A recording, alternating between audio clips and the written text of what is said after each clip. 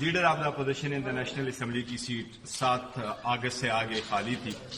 हमने उस पर केस किया हुआ था, बाद में विड्रॉ कर लिया, सारी फॉर्मेलिटी हमने पूरी कर दी।